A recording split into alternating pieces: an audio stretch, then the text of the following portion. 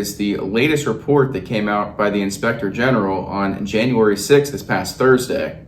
Many people have yet to cover this, as I'm not sure if this is a controversial topic or maybe it's a long weekend and people just haven't gotten around to it.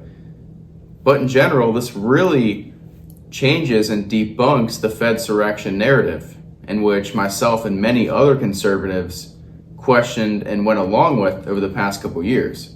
It was led to believe that there were actual federal agents that incited the crowd on January 6th. But in this new IG report we're about to go over, it claims that January 6th had 26 federal informants, not agents, but informants present on the grounds that day, acting in different motives. As many of you know, in 2023, I interviewed Cash Jackson, who was present during the protests, and he claimed he had a strong feeling that there were federal agents or Antifa or someone who was posing who was there that day. Yes, there were some people there that were federally aligned and federal informants, although they were not notably federal agents. So just to make sure that's clear. But in this Inspector General report on January 6th, spanning from 60 to 70 pages, provides new insights into the federal government's involvement into the events on that day.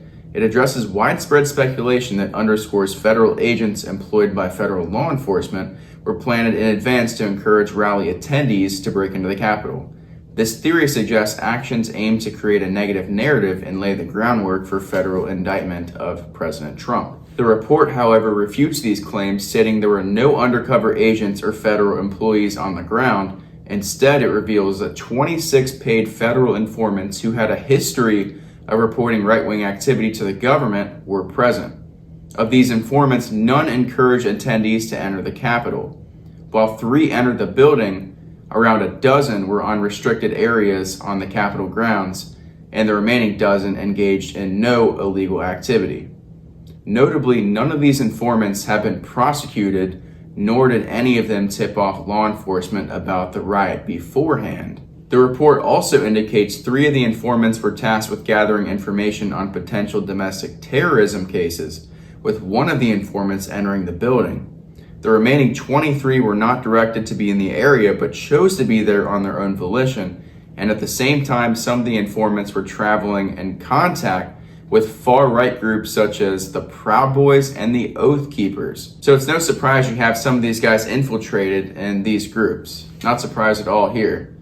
And in the aftermath of January 6, 1,572 individuals have been criminally charged, including 600 charged with assaulting, impeding, or resisting law enforcement agents. 171 were charged with using a dangerous or deadly weapon, and additionally, Clearview AI, a company associated with Peter Thiel, was instrumental in identifying, leading to the arrest of the Capitol protesters. Which Peter Thiel, if you guys know about him, he's funded J.D. Vance's campaign for Senate and has been a monumental impact in getting him the VP position, and it goes on and on. It's a very deep rabbit hole with him. Yeah, this report in general, if you trust the findings here, it says that yes, there are no federal agents that we've confirmed to be there yet, which I think there was at least 1 or 2 there.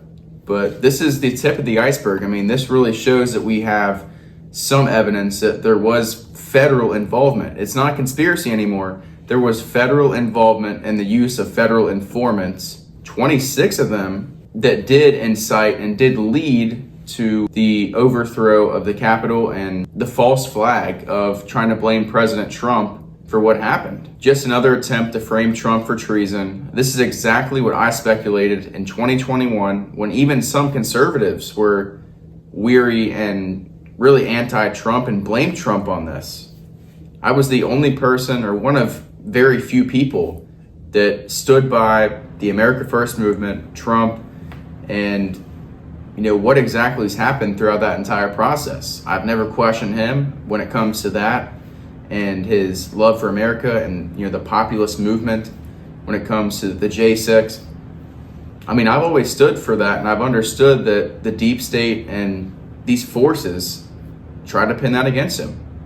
And obviously it failed, but he needs to come through, pardon these protesters. I know he said he would do this on a case-by-case basis, which Doesn't sound like he's going to pardon the 100 that were charged with deadly weapons. Maybe I'm wrong. Hopefully I'm wrong. So, I mean, it really does speak volumes. And this should lessen and downplay the crimes that the January 6ers were accused of and have been convicted of.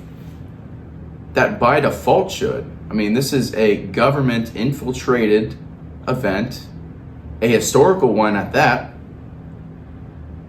And we have patriots to this day that are locked up in prison. That pretty much debunks the Fedsurrection narrative as of now, but any Democrat that tries to use that weak talking point against you, remind them of the 26 federal informants that were put in the crowd.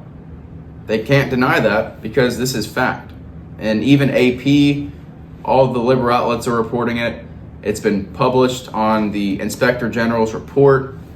So, I mean, this is real information.